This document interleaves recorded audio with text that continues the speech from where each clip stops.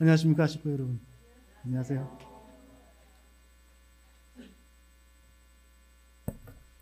네, 이렇게 귀한 성일날 식구님들께 말씀을 전할 수 있는 기회를 주셔서 교구장님께 대단히 감사를 올립니다. 먼저 훈독 말씀을 좀 같이 읽어볼까요? 주보에 훈독 말씀이 있습니다. 창조주께서는 시작과 끝이 같으신 분입니다. 시작하셨으니 반드시 매듭을 지으셔야 됩니다. 당신이 세우신 창조 원칙을 바꿀 수는 없습니다. 그리하여 하늘은 타락한 인류를 그냥 내버려 둘 수 없어 구원 섭리 역사를 하셔요. 그것이 성경에서 우리가 알고 있는 이스라엘 민족을 택하시어 4천년이라는 기나긴 시간을 개인에서부터 가정, 종족, 민족, 국가 형태가 될 수 있을 때까지 그 연대마다 중심인물을 세워서 나오는 과정에 중심인물이 실패를 하거나 책임을 못하게 되면 반드시 탕감이 따랐다는 것을 우리는 성경을 통해서 알고 있어요.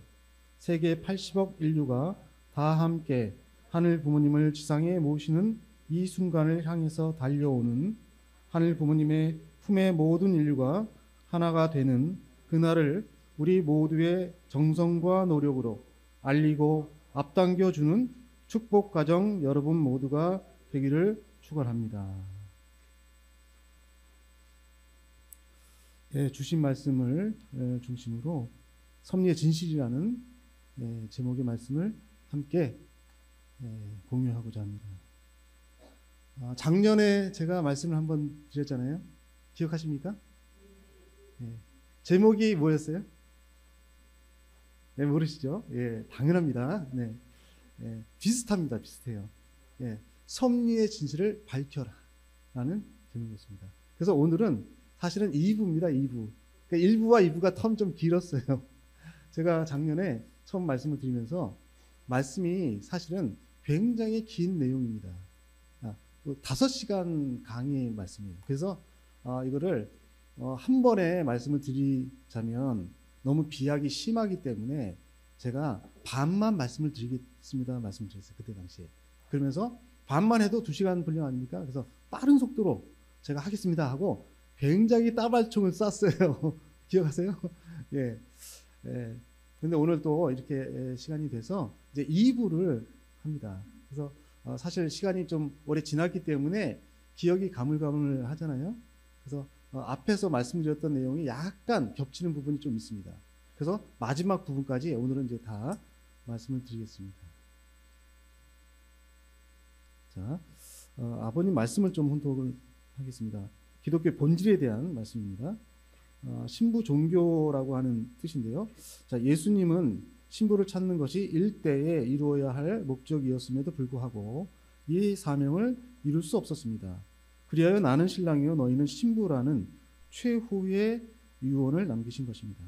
그래서 하나님은 제2 이스라엘권 내에 있는 세계의 어느 나라를 막론하고 제일 잘 믿는 신도들을 중심으로 특등 신부를 찾고 계시는 것입니다. 그 신부를 찾아 나온 것이 예수님 이후의 2000년 역사인 것입니다. 이 말씀을 주셨습니다. 제2 이스라엘권은 어디입니까? 네, 기독교권이죠. 네, 기독교권을 얘기합니다. 네, 그 가운데 제일 잘 믿는 신도들 중심으로 특등 신부를 찾는 것이다. 그러니까 기독교의 본질은 뭐다? 신부 종교다 이거예요. 기독교의 본질은 신부를 찾아 나온 것이, 신부를 세우는 것이 기독교의 본질이다 이겁니다. 자, 이제 신부에 대해서 말씀을 드릴게요. 신부에 대해서는 성경에 여러 군데서 나옵니다. 그런데 대표적으로 구약 성서의 아가서와 신약 성서의 제일 마지막 부분인 요한계시록에 집중적으로 신부에 대한 말씀이 있어요. 그래서 이 두 아가서와 요한계시록에 나오는 신부를 가지고 해석을 하기를 보통 교회에서는 여기 1번입니다. 1번 이렇게 교회에서는 여기네. 안 나오네. 교회에서는 그리스도와 교회의 연합으로 봅니다. 아가서를 보면 아가서의 내용이요. 솔로몬과 술람미 여인의 사랑 이야기예요. 아주 신기한 책입니다. 아가서는. 아가서가 굉장히 얇아요. 8장밖에 없는 책이에요. 굉장히 얇아요. 다 읽어도 한 10분 정도밖에 안 걸려요. 그런데 그런 책이 구약 성서에 들어가 있는 거를 아는 사람이 별로 없습니다. 제가 볼 때는 하늘이 꽁꽁 숨겨놓은 책이에요. 버젓이 있는데도 불구하고 잘 몰라요, 사람들이. 기독교 신자도. 예, 그런데 내용이 뭐냐면 솔로몬 왕과 술람미 여인의 사랑 이야기예요. 하나님 한자도 안 나요, 저기는. 예? 그래서 때로는 이러한 불경스러운 책이 왜 여기 정경에 들어가 있을까? 그래서 빼자고 하는 얘기를 한 적도 있습니다. 하지만 극형에 처했어요. 그렇게 얘기하는 사람은 어떻게 거룩한 성경에 손을 대느냐. 예, 그래서 남아진 책입니다. 근데 거기에 이제 신부가 나오잖아요. 술람미 여인. 그죠? 그것을 교회론의 관점에서는 1번 그리스도와 교회의 연합으로 봐요. 그런데 한편으로 신령파의 관점에서는 신령한 사람들은 뭐라고 해석하냐면 그리스도와 개인 영혼의 합일로 봅니다. 연합과 합일은 전혀 다른 거예요. 연합은요, 다른 개체가 하나가 됐다가 또 떨어질 수도 있습니다. 그게 연합이에요. 그런데 신령파는요, 합일이라는 말을 써요. 일치. 이것은 하나가 되면 떨어지지 않습니다. 그것을 다른 말로 신비라고 합니다. 이것을 신비주의. 예. 그리고 또 하나, 요한계시록에도 똑같이 어린 양 혼인잔치가 있잖아요. 너무 잘 알잖아요, 이거는. 그죠? 어린 양 혼인잔치를 한다. 그죠? 그래서 거기서 이제 재림주님과 신부가 혼인을 하는 거 아닙니까? 그 신부를 뭐라고 해석하냐면 교회론의 관점에서는 교회와의 연합으로 보는 거예요. 네? 앞으로 오시는 재림주님이 우리 교회로 오실 것이다 이거예요. 네. 또 한편에서는 그리스도와 개인 영혼의 합일로 해석을 합니다. 자, 이게 포인트예요. 이 포인트로 계속 갈 겁니다. 자, 기독교 2000년사를 이 한 표로 정리를 했어요. 이거 지난번에 한번 보여드렸는데 가물가물하실 겁니다. 이게 굉장히 이제 전체를 다 보여주는 아주 중요한 PPT입니다. 기독교 2000년사를 한마디로 얘기해라 한다면 성령 역사인데 성령은 영적 중생 역사를 통해서 참된 교회와 독생녀를 찾아 나왔습니다. 그러니까 아까 두 가지 관점이 있었잖아요. 신부를 보는 두 가지 관점. 하나는 신부를 교회로 보는 거고 하나는 신부를 개인으로 보는 거죠. 그죠? 그럼 어느 게 맞냐 이거예요. 어느 게 맞냐? 다 맞습니다. 그런데 정확히 말씀을 드리면 교회로 보는 관점은 과정을 본 거예요. 그리고 개인으로 본 것은 그 결과를 본 겁니다. 자, 오순절에 성령이 강림했습니다. 그래서 에클레시아, 교회가 출발했거든요. 근데 고대, 초대교회가 생겼죠. 그죠? 예, 근데 초대교회에서는 많은 핍박이 있었습니다.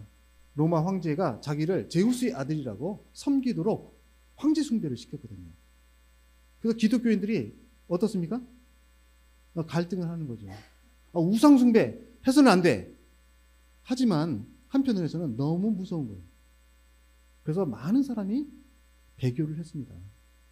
일부 소수가 죽음의 길을 갔어요. 기름가마에 튀겨 죽이고 사자의 밥이 되고 카타콤에 숨고 사막으로 도망을 갔습니다. 그 그룹이 순교자 그룹이에요. 그러면 하늘이 재림 메시아를 보낸다면 어디로 보내시겠습니까? 기존의 교회로 보내시겠습니까? 순교자 그룹에 보내시겠습니까? 그러니까 하늘이 분별을 해 나오는 역사가 있다는 거죠. 자, 다음으로 중세 가면요. 이제는 굉장히 큰 교회가 권세를 얻었어요. 국가 교회가 돼버렸잖아요. 그죠? 모든 유럽의 모든 국가의 교회 아닙니까? 카톨릭이. 그렇죠? 그런 유형적인 교회가 있습니다. 눈에 보이는. 교황이 서 있는. 그죠? 한편에서는 그 고대 교회에 순교자 그룹에 영성은 있는 수도원 그룹이 있었어요. 사막에 봉사 수도원을 지어놓고 밖으로 나오지 않습니다. 죽을 때까지 그 안에서 봉사를, 그 안에서 정성을 들여요. 또 한편에서는 수도원마저도 이제 타락을 해요. 수도원마저도 베네딕트 수도원, 갈멜 수도원, 여러 수도원들이 이제 수도원이 이제 타락했으니까 우리가 별도로 또 만들어야 되겠다 해서 이제 맥을 이어서 계속 나왔습니다. 하지만 그것마저도 이제 세속화되니까 자율 공동체가 생겼습니다. 그게 백인네라고 하는 여성 공동체예요. 여성 신령 집단이에요. 그러면 어느 게 눈에 보이는 가톨릭 교회가 아니면 이 수도원이나 백인네라고 하는 신령 공동체가 어떤 쪽이 더 아벨 쪽입니까? 하늘이 분별을 해 나왔다는 거죠. 또 이제 근대로 오잖아요. 그죠? 종교개혁이 일어났어요. 교회가 너무 세속화되고 부패했기 때문에 하늘이 아예 그냥 그죠? 종교개혁을 일으키셨습니다. 그럴 때 개혁교회가 나왔죠. 그래서 많은 파가 생겼어요. 장로교, 감리교, 성결교, 침례교 많은 교회가 나왔습니다. 그죠? 이것을 개혁교회라고 해요. 하지만 그 가운데서도 가장 하나님을 잘 모시는 그 파가 있었습니다. 그게 어떤 파입니까? 청교도예요. 청교도. 이것이 미국으로 건너와서 미국 교회를 개척을 했습니다.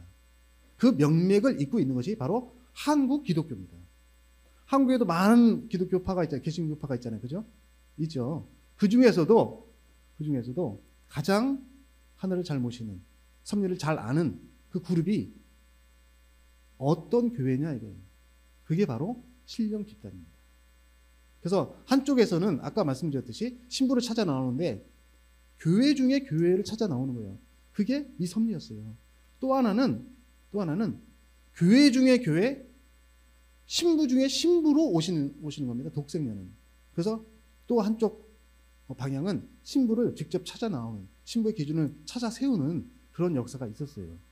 그래서 한국 기독교의 신령 집단에서, 신령 교단에서 실제 독생녀, 실제 성령이 나오시는 겁니다. 그 밑에 참 아버님 말씀을 한번 읽어보면요. 그렇기 때문에 묵시록에 요한계시록입니다. 성령과 신부가 말씀하시기를 오라 하시는도다. 듣는 자도 오라 할 것이요. 목마른 자도 올 것이요. 또 원하는 자는 값없이 생명수를 받으라 하시더라고 했습니다. 그런 날은 성신이 실체를 쓰는 날입니다. 그때가 재림 시대입니다. 신부 단장을 마치는 날입니다. 이렇게 말씀하셨어요. 어떤 분은 그래요. 아버님께서 이렇게 말씀하셨는데 때로는 저희가 생각하기를 어머님께서 말씀하시는 것이 실제 성령 말씀하시는데 이게 좀 없는 말씀이다. 그동안 못 들어본 말씀이다. 하늘 부모님이라고 말씀하시는데 잘 못 들어본 말씀이다. 하시거든요. 사실은 다 말씀하셨어요. 아버님. 그것을 실제로 이루시고 계시는 겁니다. 지금. 이게 원리 강론에 도표가 3가지가 있어요. 도표가 원리 강론에. 그 중에 실제 성령이 나와요. 그 도표 안에. 본문에는 없어요. 자, 그래서 성령과 신부는요, 별도의 존재가 아니고 이제 하나가 된 겁니다. 일치, 아까 말씀드렸죠. 성령파의 관점에서 일치, 하나가 된다고 그러죠. 그죠? 그러니까 성령이 인간의 체를 쓴 거죠. 그것이 바로 실체 성령이요, 독생녀다. 이렇게 이해하시면 될 것 같습니다. 자, 중세로 가겠습니다. 중세. 이것도 한번 보여드렸죠? 빠르게 한번 보세요. 아기 예수님이 그 여인에게 반지를 줍니다. 여기 보시면 아빌라의 테레사, 그 유명한 가톨릭의 여자 박사죠. 아빌라의 테레사. 심장을 화살로 천사장이 와서 찌르고 있어요. 이건 뭐냐면 하늘의 사랑을 전해주는 거예요. 그래서 아빌라의 테레사가 책을 썼는데 7개의 방을 거쳐갑니다. 그러면서 자기의 사랑이 점점점 높아져요. 아주 낮은 단계에서 아주 높은 단계. 결국은 하빌에 이르게 됩니다. 그래서 자기가 예수님의 신부라고 그랬어요. 또 이쪽도 마찬가지죠. 이제 성인 예수님이 반지를 주고 있죠. 그죠? 요 밑에도 마찬가지예요. 반지를 주고 있어요. 그래서 이 신령한 여인들은 전부 다 공통점이 예수님과 자기가 결혼했다 이거예요. 자기는 신부다 이겁니다. 신부. 이런 영성이 내려왔어요. 그러니까 이것은 실제 신부를 찾아가는 하나의 일환이었다, 이렇게 볼 수가 있습니다. 그 과정이었다. 기준을 세워 나오는. 그 독생녀는 하늘이 그냥 떨어뜨리지 않아요. 그건 비원리입니다. 반드시 과정이 있는 거예요. 자, 이분들의 삶을 보면요, 주님과 영적 결혼에 신령한 체험을 했고 범접할 수 없는 영능을 발휘했습니다. 교황이 꼼짝을 못했어요. 힐데가르트라고 하는 유명한 분, 이분이 이제 1호입니다. 카톨릭 여자 박사 1호. 그 다음에 금공과 사치를 일삼는 고위 성직자들과는 달리 금욕과 사도적인 삶을 실천해서 많은 이들로부터 존경을 받았습니다. 또 대부분 여자들로서 제도권 교회에서 벗어나서 반수도원적 공동체, 아까 말씀드린 백인회라고 하는 그런 자율 공동체를 이루면서 생활을 했고, 신실한 신앙과 약자에 대한 봉사와 부유 활동을 실천했습니다. 특히 흑사병이 돌 때 많은 활동을 했어요. 또 계시를 통해서 남다른 성경 해석과 설교를 했는데 이것이 성직자들에게 경계의 대상이 됐습니다. 왜냐하면 설교권은 성직자만이 갖고 있는 거예요. 근데 이 여성들은요, 때론 수녀도 있거든요. 수녀는 성직자가 아니에요. 평신도예요. 근데 평신도가 설교를 합니다. 대중 앞에서. 그것도 교황이 얘기하는 것과 같지 않은 설교를 하는 거예요. 그래서 경계의 대상이 됐고, 때로는 음란 집단으로 몰리는 등 이단으로 낙인을 찍혔습니다. 자, 여기에 이제 그림을 보시면 이 여성이 계시를 받잖아요. 그죠? 근데 이 옆에 있는 수사가 그것을 보고 있습니다. 이건 뭐냐면 교황이 보낸 스파이예요. 그래서 교황은요, 이런 여성들을 경계 대상으로 삼았어요, 나중에는. 그래서 일주일에 한 번씩 고해성사를 해야 됩니다. 카톨릭 반드시 그 칠성사 안에 들어가 있는 거예요. 이거 안 하면 지옥 가요. 그래서 자기의 생활을 다 고백해야 돼요. 그때 걸리는 것이 나오면 바로 없어집니다. 그런데 일부 이 성직자가 그 말씀을 딱 듣다가 이 말씀은 정말로 신령한 말씀이다. 정말로. 그래서 이 여인을 보호해 줍니다. 그 케이스가 몇 건 있어요. 오히려 사실 좀 무식한, 그때 당시에는 교육을 못 받았잖아요, 여성들이. 그래서 일방적으로 이제 계시를 받으면 이것이 굉장히 사실은 납득할 수 없는 내용도 많았어요. 교황청이 부딪히기도 하고 교리적으로 그걸 전부 다 가다듬어 줬습니다. 이 남자들이.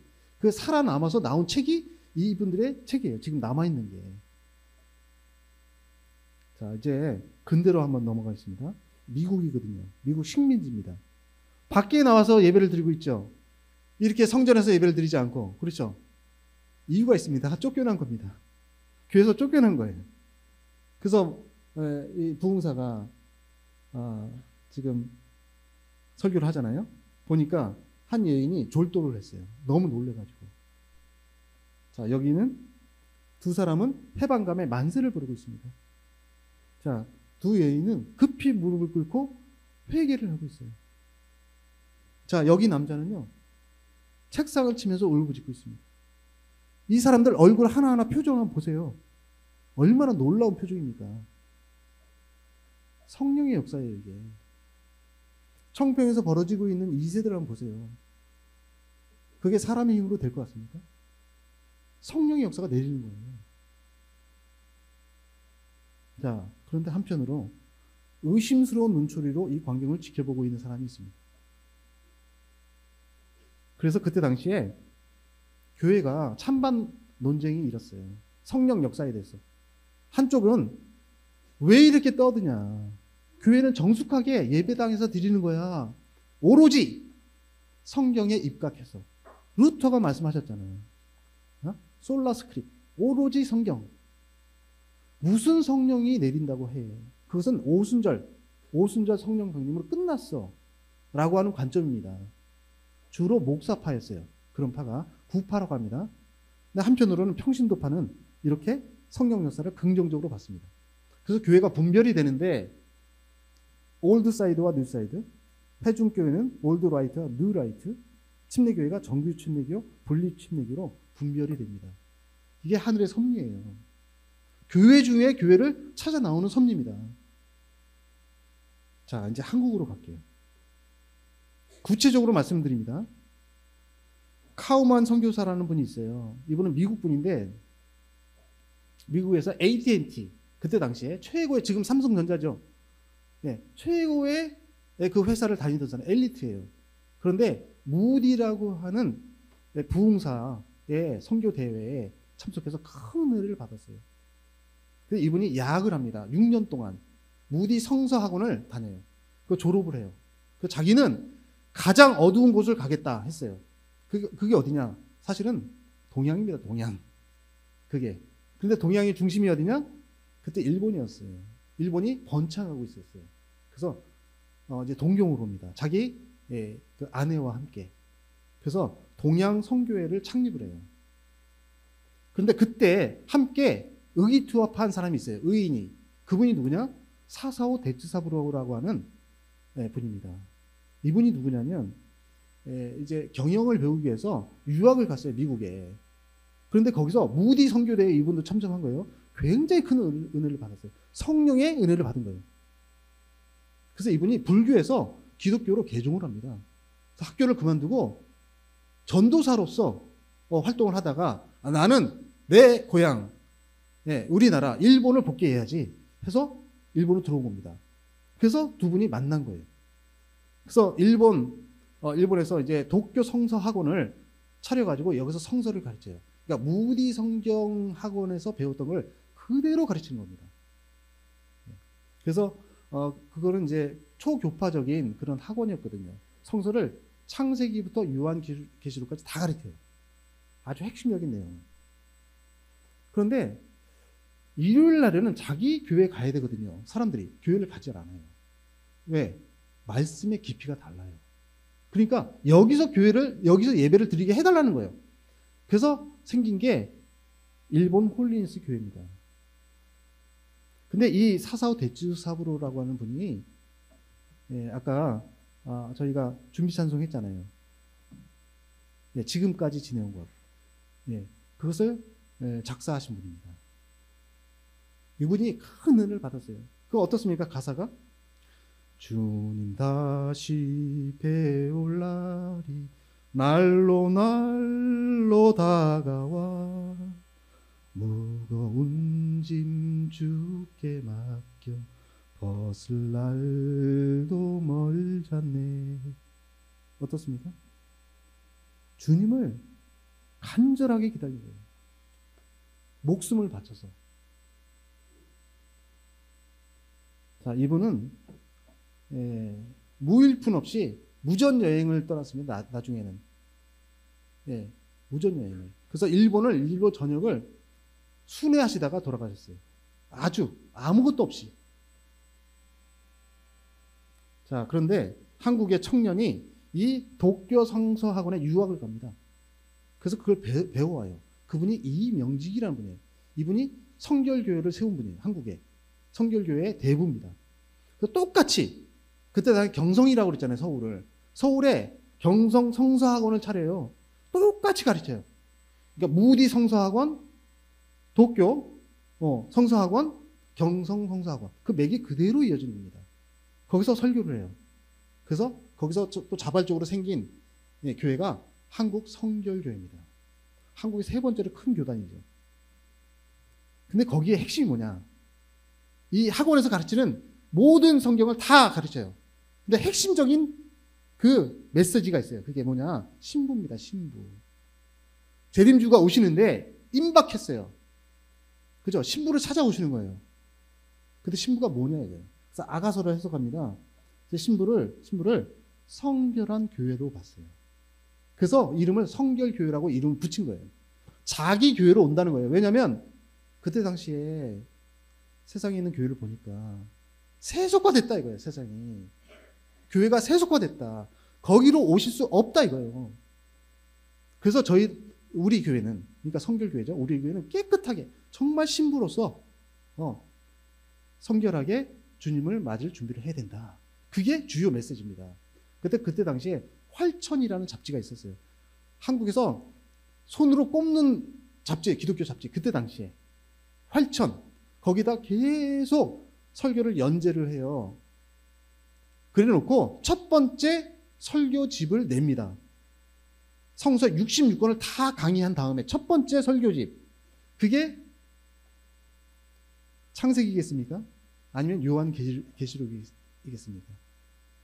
아가서였어요. 아가서. 예? 사사오 대주사부로 목사도 첫 번째 설교집을 아가서 설교를 냈고, 이명직 목사도 아가서를 냈어요. 그것을 이용도 목사가 사서 봅니다. 큰 은혜를 받았어요. 이용도 목사는 감리교 목사예요. 그것을 의형제인 이호빈 목사에게 보냅니다. 이호빈 목사는 만주 감리교 교회장이었어요. 예. 의형제였거든요. 의형제. 예. 그래 놓고 1932년 10월입니다. 안주에는 동안주 교회와 서안주 교회 두 개가 있어요. 장로교회가. 예. 동안주 교회 홍순의 대모님이 출석을 하고 계셨습니다. 거기에 초빙이 돼가지고 이용도 목사가 강의를 합니다. 3일 동안. 낮에는 아가서 강의를 하고 밤에는 부흥회를 했어요. 여기서 홍순의 대모님이 큰 은혜를 받습니다. 가만히 있을 수가 없는 거예요. 왜냐하면 메시지가 달라요. 뭐라고 아가서를 해석하냐면, 신부는 완전한 성도다. 교회가 아니다. 신부는 완전한 성도다. 가장 완전한 성도를 찾아오시는 겁니다. 재림 주님은. 이제 금방 오십니다. 내일 오실지도 몰라요. 이 말씀을 하는 거예요. 홍순의 대모님이 가만히 있을 수가 없었어요. 그래서 바로 나오자마자, 강의가 끝나자마자 그 길을 지나가던 황북주의 새 예루살렘 순례단이라고 있었어요. 그 일행을 따라갑니다. 그래서 100일 동안 이제 거리를 다니면서 때가 다 가까이 왔다, 회개하라 외치면서 순례 여행을 떠났던 겁니다. 그런데 그 100일 동안에 난리가 났어요. 노회에서. 누가 이용도 목사를 초빙했느냐. 그러니까 이용도 목사는요, 호불호가 딱 갈려요. 왜냐면 너무 신령하기 때문에 이번에 원고가 없어요. 그냥 받는 대로 합니다. 직통 계시로. 어떨 때는 보면 교회를 갔는데, 특히 아현 성결교회를 갔거든요. 이명직 목사가 담임으로 있는 교회, 가장 큰 교회였어요. 성결교회, 본부교회 갔는데 초빙이 돼서 그 교회를 질타하는 겁니다.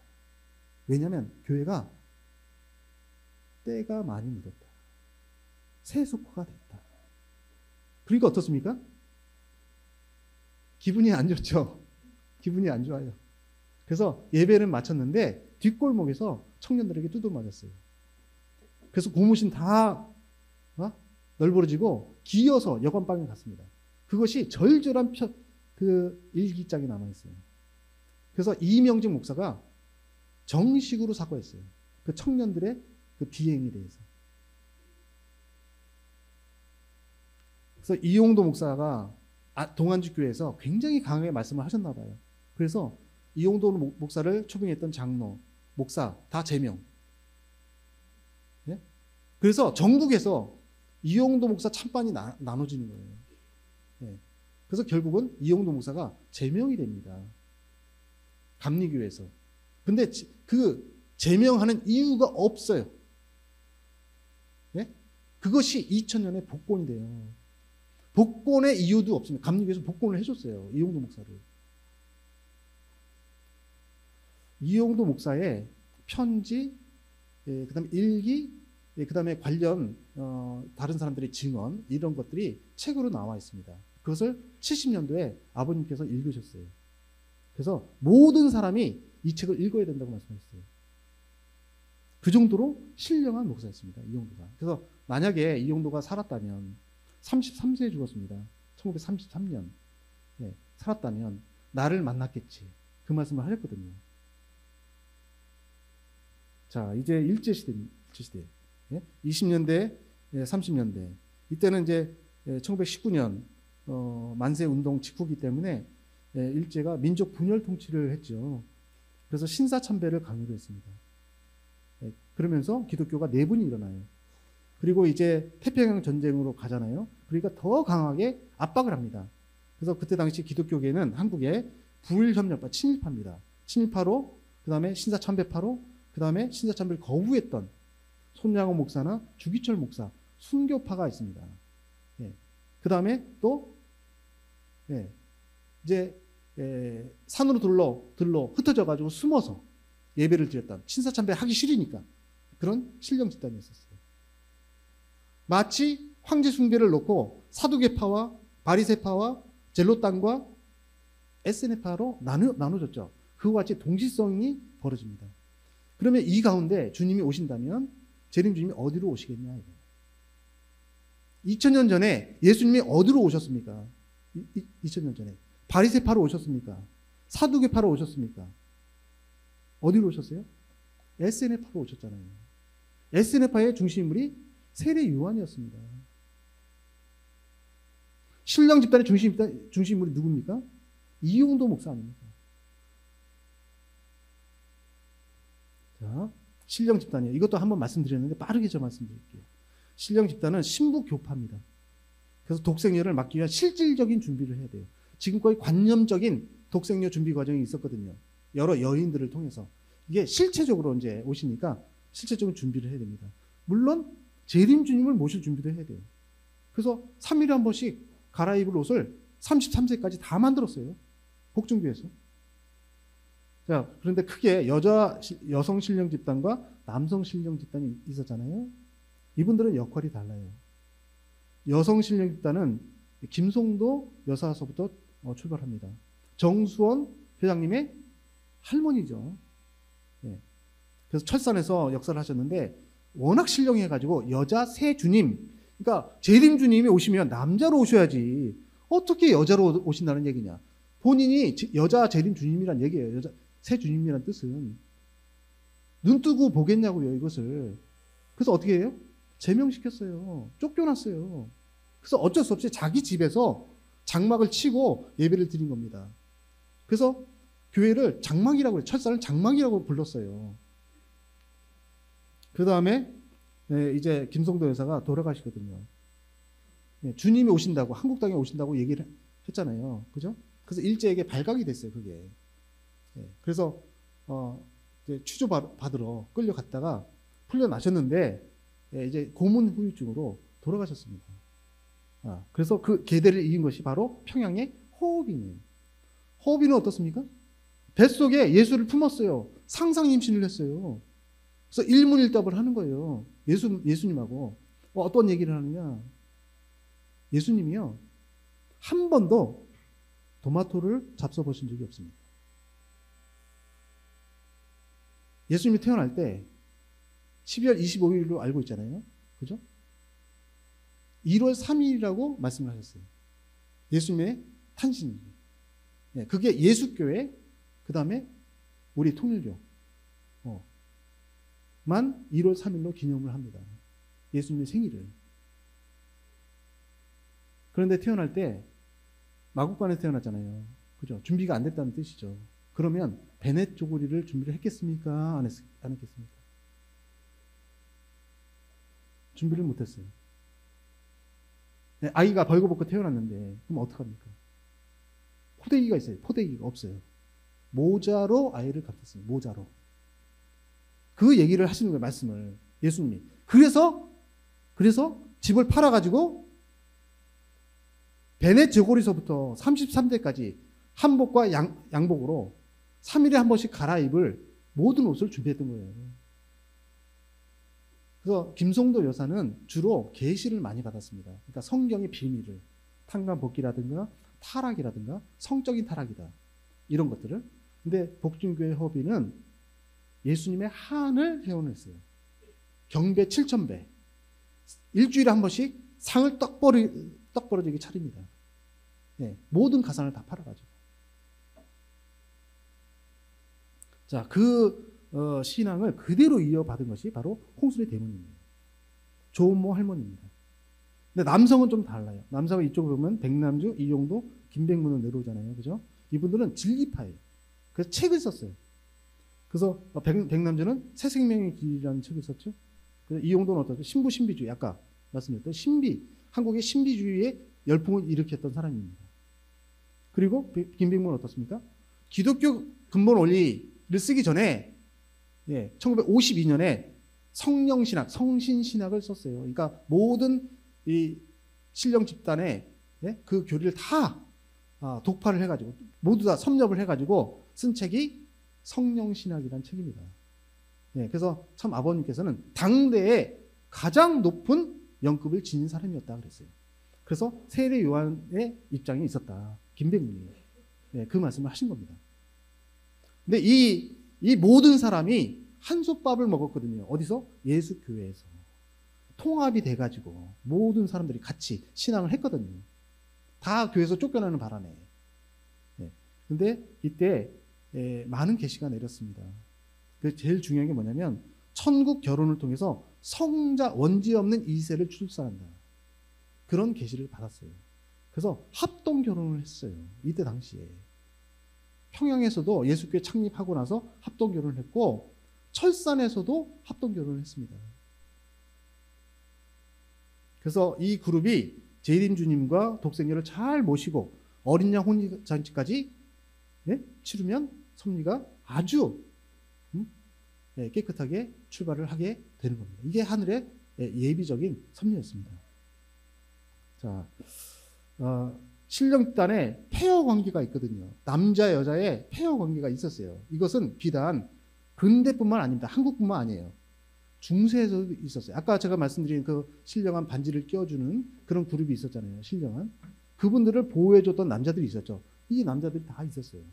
그러니까 여자들은 주로 내적으로, 외적으로 보면 평신도예요. 그 다음에 수녀 신분이거든요. 하지만 내적으로 보면 어머니의 입장이었습니다. 그리고 남성을 영적으로 지도를 했어요. 그런데 남성은 겉으로 보면 사제죠. 감독자의 신분 높아요. 지체 높아요. 그 다음 아주 지성적이에요. 그런데 내적으로 보면 오히려 아들의 입장이었습니다. 그래서 여성들을 보호해주는 역할을 했어요. 여기도 마찬가지예요. 자, 여기 보시면 김성도와 백남주, 유명화와 이용도, 정대훈과 박태선, 박을용과 참 아버님 있죠. 참 아버님이 어때요? 대동보안서 가셨다가 풀려나셨어요. 그죠? 그 소문을 들었어요. 신령한 여자가 있다더라. 누구? 여호와의 부인이라고. 하나님의 부인이 어디 있습니까? 근데 자기가 하나님의 부인이에요. 그 정도로 신령해서 아버님이 굉장히 기뻐하셨습니다. 그래서 옆집으로 이사를 갔어요. 담이 딱 붙었어요. 40일 동안 거기서 정성을 들였습니다. 그렇죠? 그래서 8단계를 복귀를 하세요. 종의 종. 그러니까 박을용 할머니가 아버님을 증거하는 거예요. 처음에 종의 종이다. 그러니까 걸레까지 다 빨아줬어요. 그다음에 종이다. 그 10남매 수발을 다 들었어요. 아버님이. 그 다음 뭡니까? 그 다음에 양자, 서자, 하나님의 아들이다 그랬어요. 그 다음에 뭡니까? 하늘나라의 총리 대신이다 그랬어요. 예수님이라고 그랬어요. 마지막 뭡니까? 하나님의 실체 대상이라고 했어요. 그 복귀를 하신 겁니다. 아버님이. 자, 어머님 말씀을 읽어보겠습니다. 역사의 비밀에 대한 말씀인데 새 예수교, 김성도, 허업인을 중심한 운동이 대표적이었습니다. 기독교인들은 구름을 타고 오는 재림 메시아를 기다렸지만 그들은 육신을 쓰고 오는 메시아를 기다렸습니다. 그리고 준비했습니다. 지상 천국이 되면 어떻게 됩니까? 육신이 있어야 됩니까? 없어야 됩니까? 구름 타고 와야 됩니까? 지상 천국이 되려면 육신이 있어야 되겠죠, 그죠? 이게 맥락이 다 이어지는 거죠. 거기에 이름이 있었던 이오빈 목사의 주례로 내가 탄생되어진 역사가 있습니다. 이오빈은 이용도 목사의 의형제라고 했어요. 그죠? 만주의 감리교회를 담임하고 있었는데 이용도 목사가 죽는 바람에 33세 죽었죠. 그 바람에 한국으로 들어와가지고 제2대 선도감, 그러니까 협회장이 됩니다. 예수교회에. 그 인물입니다. 그래서 이스라엘 민족을 통해서 독생자를 보내기까지 선별해 나왔던 섭리 역사가 있습니다. 이것이 어떤 섭리입니까? 사음녀죠. 사음녀. 마리아의 섭리죠.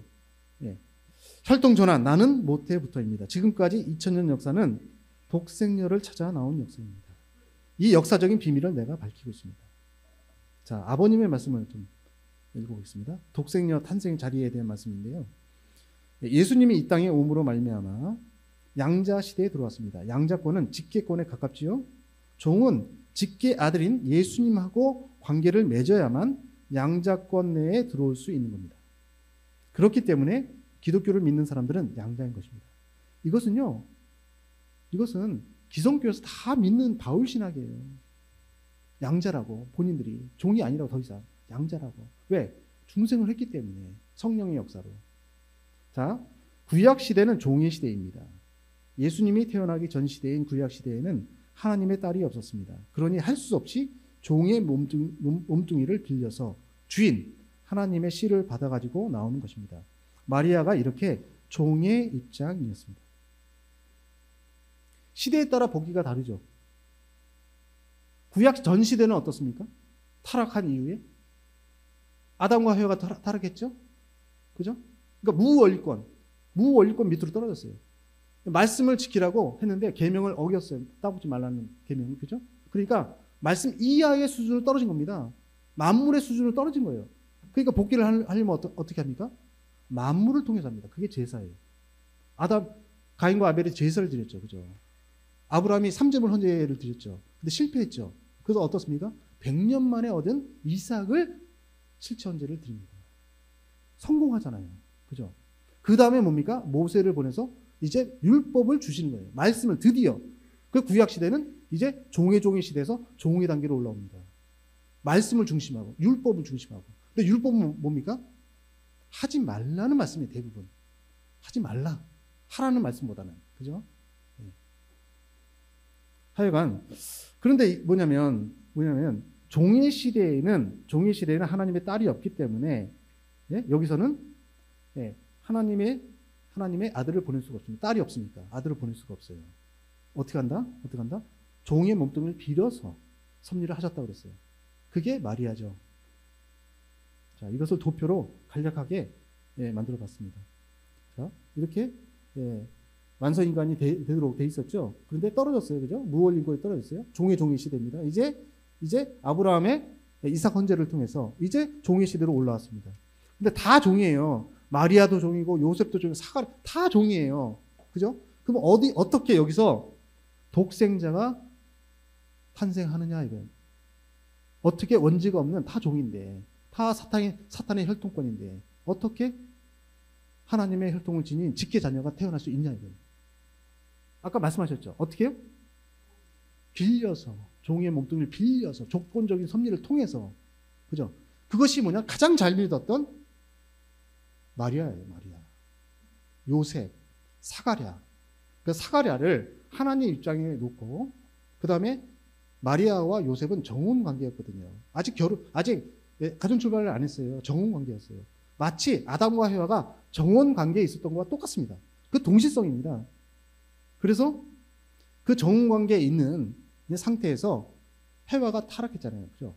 그것을 역으로 뺏어오는 거예요. 종의 단계에서 뺏어와요. 오히려. 근데 마리아가 어떻습니까? 목숨을 걸었어요. 사가랴가 목숨을 걸었어요. 그죠? 그때 당시 어떻습니까? 유대교 율법에서. 네? 아니, 외도를 하면 어떻게 돼요? 돌로 쳐 죽이는 거예요. 굉장히 엄했어요. 네. 근데 증인이 2명 있어야 되거든요. 근데 지금은 증인이 필요가 없습니다. 왜? 증거가 있어요. 뱃속에. 증거가 있잖아요. 임신해가 배가 부르잖아요. 그죠? 증인이 필요 없는 거예요. 증거가 있기 때문에.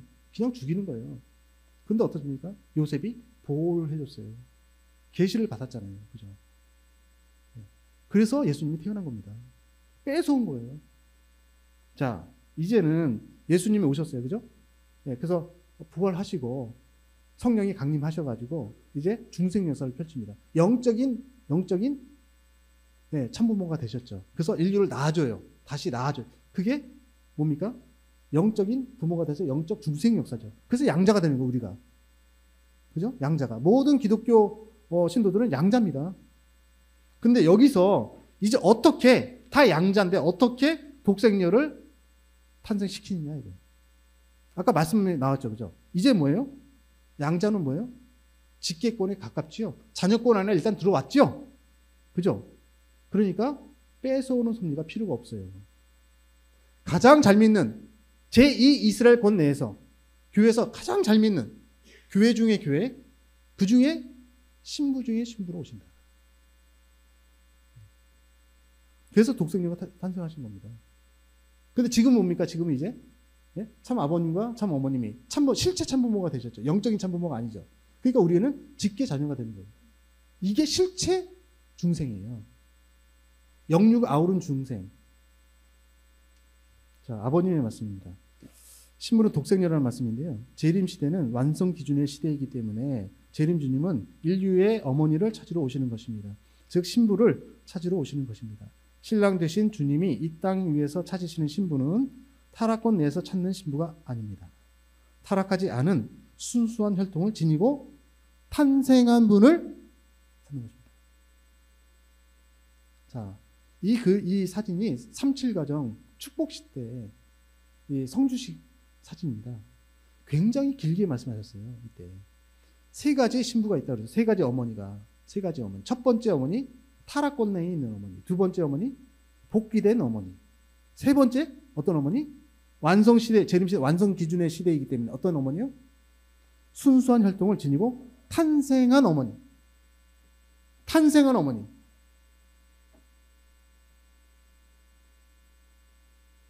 예수님은 교육을 잘 못 받았습니다. 예수님은요 가난했어요. 예수님은 깡촌에서 살았어요. 거기가 어디입니까? 갈릴리입니다.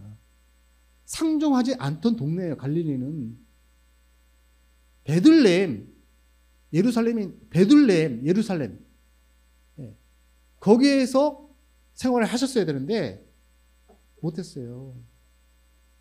깡촌에서 강원도 한 바퀴 돌다가 돌아가신 거예요. 글자 하나 남기지도 못했어요. 옷 한 자락 남기지도 못했어요. 생전에는. 그런데 왜 메시아로 믿습니까? 왜? 후천적인 조건입니까? 아니죠. 선천적이에요. 직계 자녀로 오셨기 때문에 그런 거예요. 탄생할 때부터. 그게 기본입니다. 그 다음에 업적을 따지고 말씀을 따지는 거예요. 그 다음에 탄생이 중요한 거죠. 자, 원리 원본입니다. 어린 양 혼인잔치에 대한 말씀인데요. 하나님의 몸으로 합한 한 부부의 출현 성사 시의 잔치가 즉 어린 양 잔치라는 것이다. 그러니까 어린 양 잔치는 한 부부가 하나님 중심하고 하나가 되는 거다. 그거 아닙니까? 그죠? 예. 근데 여기 보시면 하늘 아버지 어머님의 성립이 되어야만 자녀가 이게 옛날체라서 그대로 제가 옮긴 겁니다. 자녀가 가정 조직 성사가 시작할 수 있는 것이다. 이게 뭐냐면 부모가 생겨야 실제 부모가 와야 자녀들을 축복을 시킬 수 있다 이거예요. 그래서 축복 과정을 이제 배출하신 겁니다. 참부모가 됐기 때문에. 근데 여기 어떤 말씀이 있어요? 하늘 아버지, 하늘 어머님, 하늘 어머니라는 말씀이 있는 거예요. 그 위에 말씀을 보세요. 하나님이 한이 있는데 어떤 한이냐? 예? 엄마의 사랑이 굉장히 크다. 자녀에게는. 그런데 인류가 어머니의 사랑을 몰라요. 왜? 하나님을 아버지로만 믿고 있기 때문에. 그 한이 있었던 거예요. 그 아버지 하나님이. 근데 비로소 어머니 하나님이 출현하셨다 이거예요. 예? 어머니의 신성을 지니신 분이 출현하셨다. 그래서 서두에 말씀드렸습니다마는 어머님께서 하늘 부모님이라는 말씀을 어디서 가져오셨는가? 아버님이 하신 말씀이 없는 것 같은데 그런 생각을 하시잖아요. 하셨어요. 그것을 실체로 이루고 계시는 겁니다. 자, 독생녀의 탄생과 사탄의 위협에 대한 그 일화가 많이 있습니다.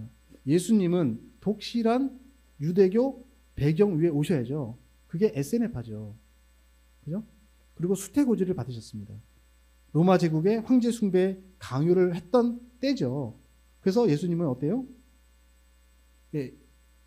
2살 이하야 다 죽이라고 그랬잖아요. 또 헤롯 대왕이 그잖아요.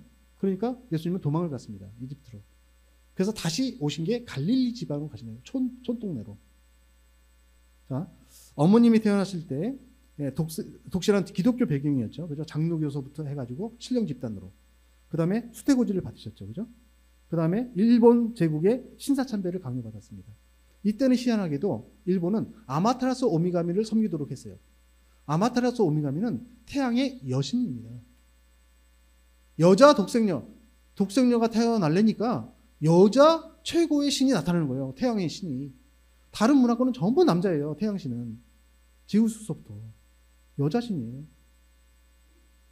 자, 사탄이 6년 동안 독생녀를 살해를 종용합니다. 그러니까 대모님께서 이제 출산을 하셨는데 첫 미역국을 드시고 약간 낮잠, 선잠을 잠깐 들었거든요. 그때부터 이제 악몽에 시달립니다. 사탄이 나타나서요. 이 아기를 죽이라는 거예요. 세상을 바꿀 이 아기를 죽이라는 거예요. 6년 동안. 그게 산후 우울증입니다. 제가 볼 때는.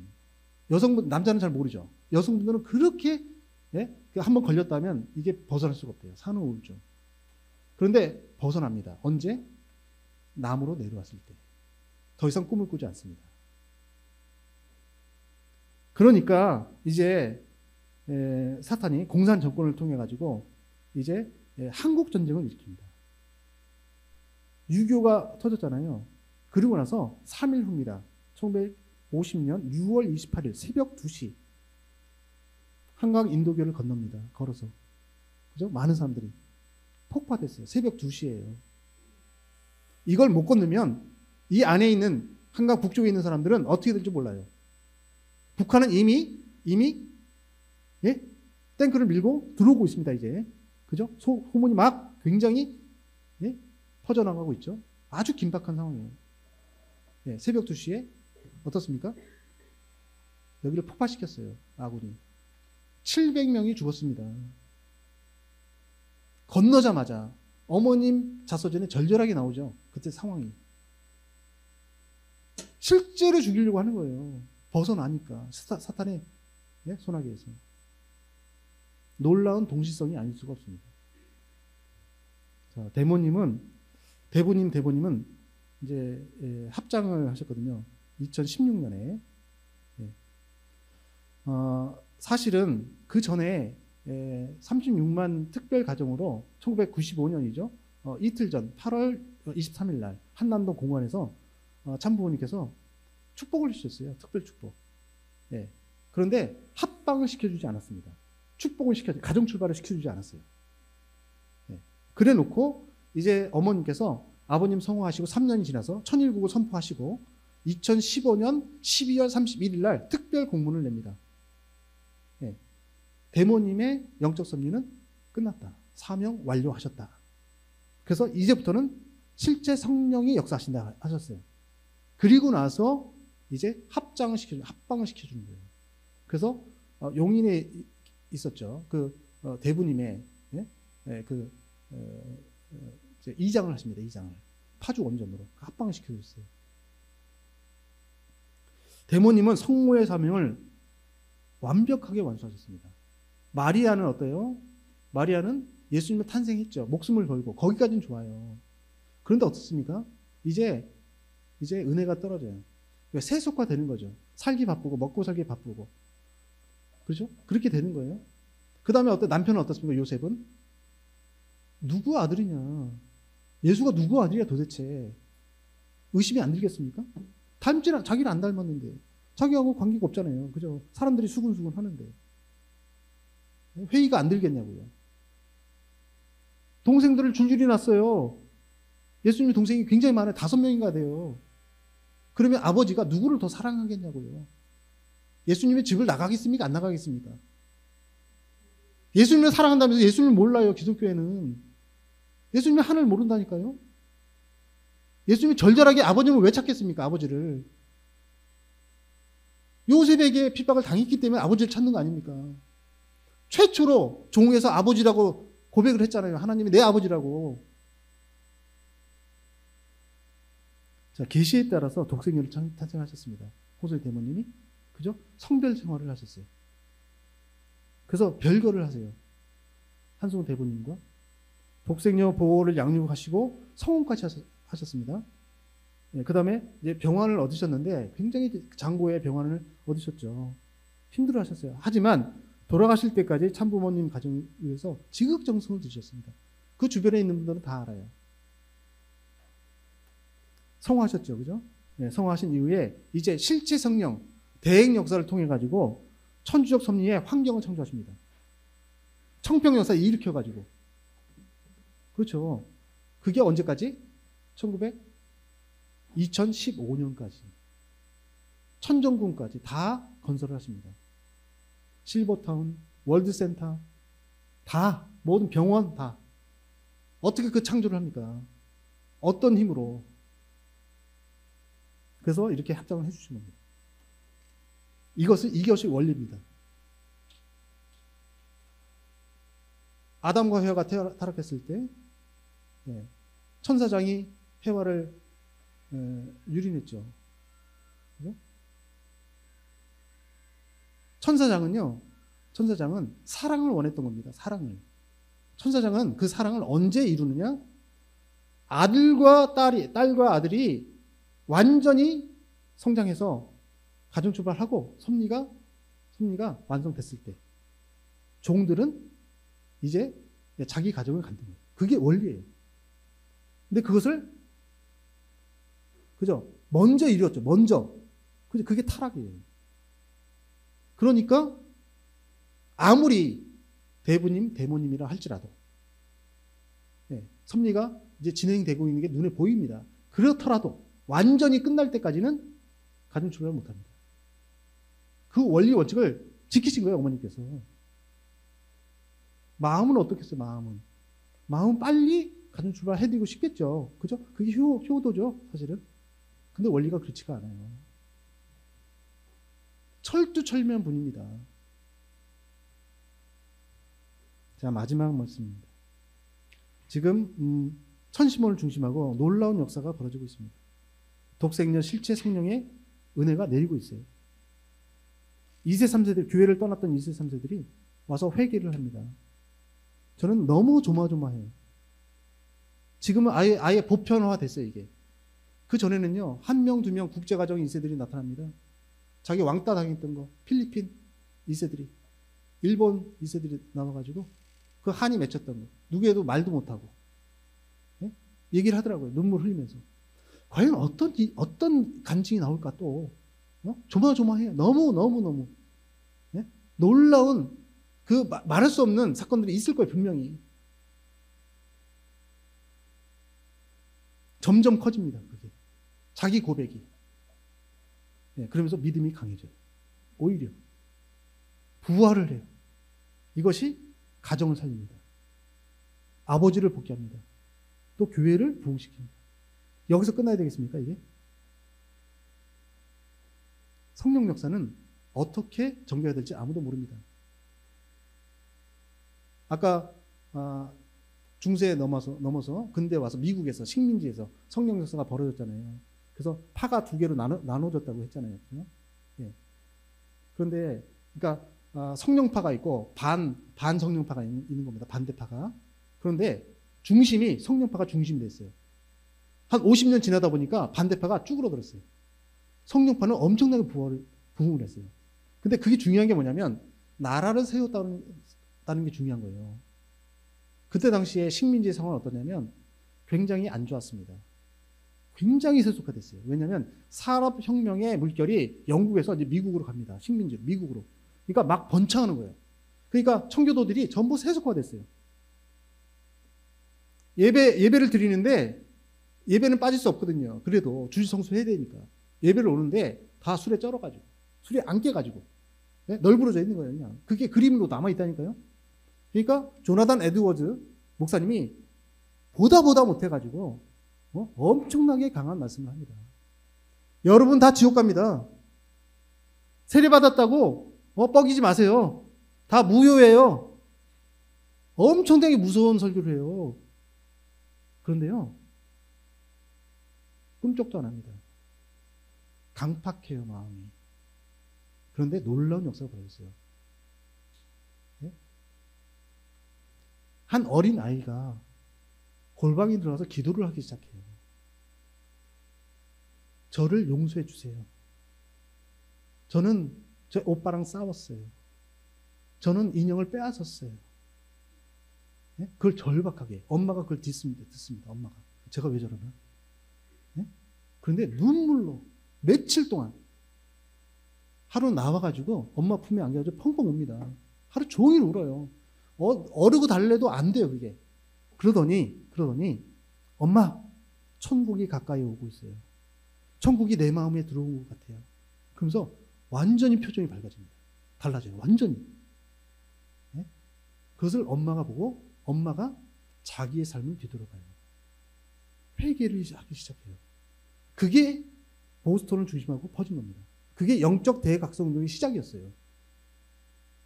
우리는 어떻습니까? 지금 우리의 신앙을 되돌아볼 때라고 생각합니다.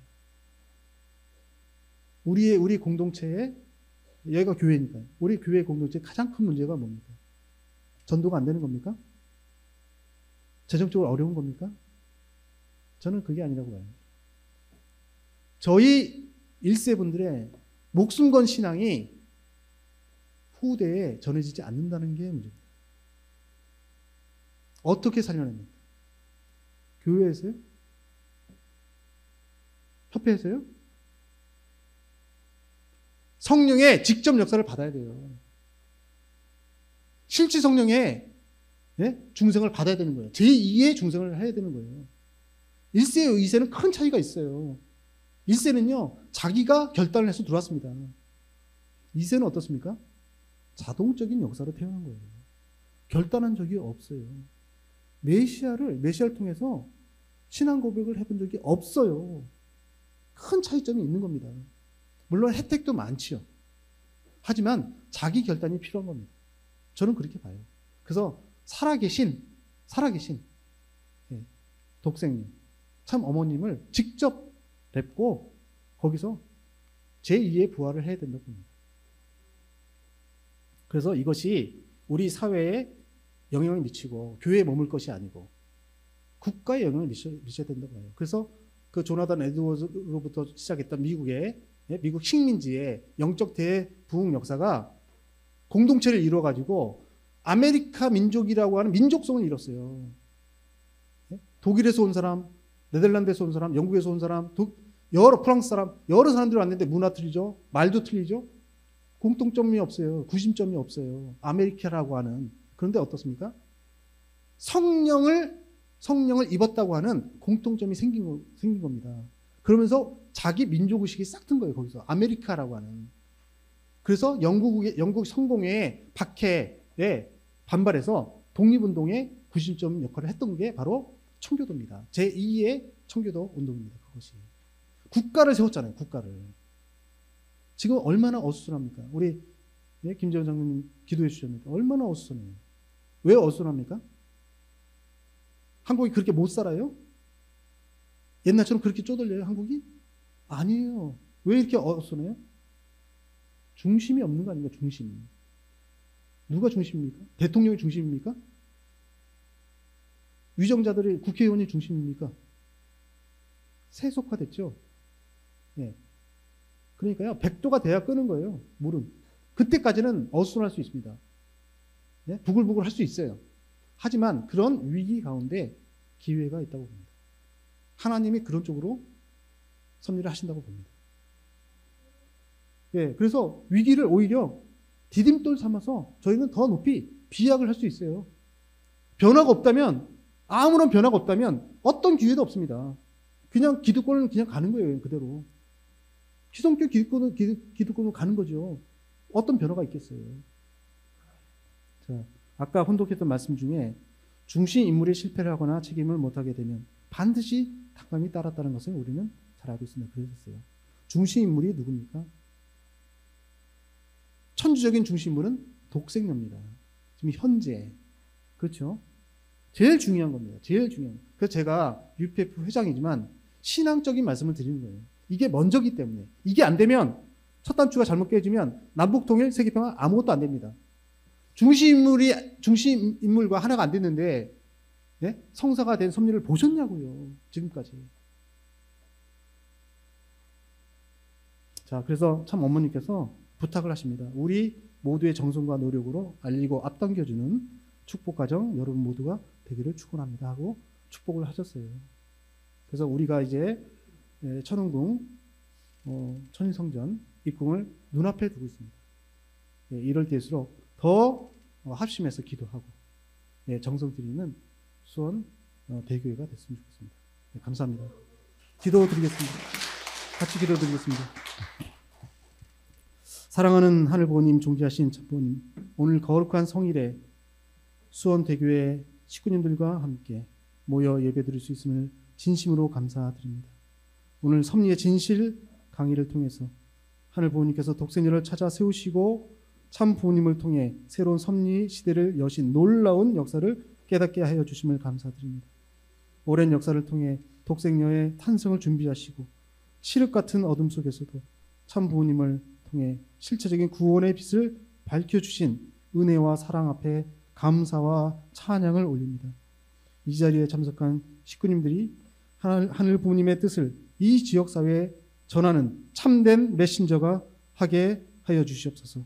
또한 오상진 교구장님을 따라서 성지순례를 떠난 청년 2세들을 바라보시고 하늘 부모님과 인류에 대한 참 부모님의 사랑과 희생을 본받아서 천일국 완성을 위한 자신의 젊음을 바치겠다는 거룩한 결단을 할 수 있도록 축복하여 주시옵소서.